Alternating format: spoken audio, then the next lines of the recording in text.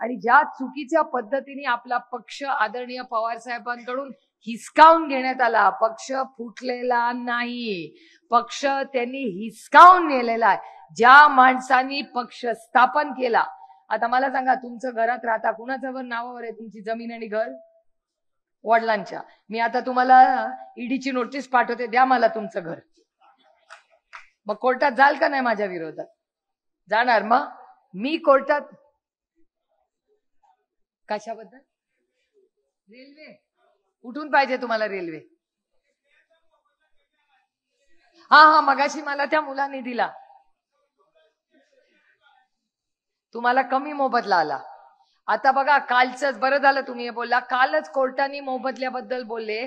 काल सुप्रीम कोर्टाने असं सांगितलं महाराष्ट्र सरकारला की तुम्हाला जर गरीब कष्ट करणाऱ्या मोबदल्याला द्यायला पैसे नसतील तर तुमच्या या सगळ्या इलेक्शनच्या स्कीम आहेत ना, त्याच्या सगळ्यावर फुली मारू, असं कोर्टाने सांगितलंय. कोर्टाचे आभार मानले पाहिजेत आपण, कारण हे सगळं जुमलेबाज सरकार चाललंय, सगळं विधानसभा केंद्र. मी तुम्हाला शब्द देते, मी ओमराजेंशी पण बोलीन. मी, अमोलदादा आणि ओमराजे, आम्ही तिघही, मी रेल्वे मंत्रालयाशी बोलते आणि तुम्हाला न्याय मिळवून देते. फक्त मला सगळे कागदपत्र द्या तुम्ही.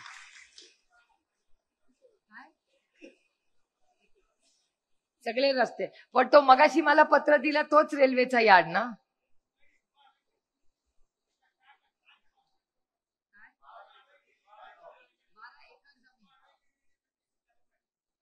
तुम्हाला काहीच मोबदला मिळाला नाही.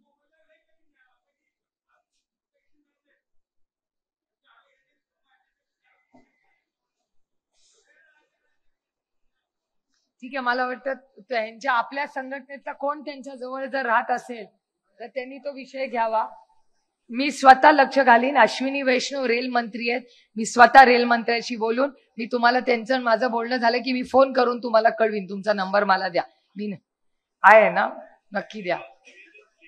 दिलंय, एकाने दिलंय, एकाचं आलंय. तुमचं सगळ्यांचं मिळून लेखी निवेदन द्या, मी देते. अश्विनी वैष्णवांचं फार लक्ष आहे महाराष्ट्रावर, इन्चार्ज आहेत भारतीय जनता पक्षाबरोबर. आले इथे फिरायला तर काय करायचं मी सांगायची गरज नाही.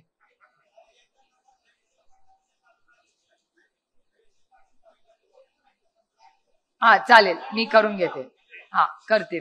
पण आज आता 2 वाजलेत, बराच उशीर. मी स्वतः लक्ष घालीन. तुम्ही काय काळजी करू नका. पण आज बराच 15 लाखाला प्लॉट घेतला होता एकाने, त्याला फक्त 4 आणि 40 आणि 25,000 रुपये फक्त द्यायले. अगो बाई, असं झालं फरक. एवढा फरक आहे? लाखात जमीन घेतली ती हजारात विकायला लावली. 25,000 रुपये हातात द्यायले. व्हॅल्युएशन बघून देखील मी कलेक्टरशी पण बोलते आणि रेल्वे मंत्रालयाशी बोलते. तुम्ही काही काळजी करू नका. जोपर्यंत तुम्हाला मोबदला मिळत नाही तोपर्यंत आपण त्यांना काम करू देणार नाही. झालं, ठरलं आपलं. मोबदला पहिला.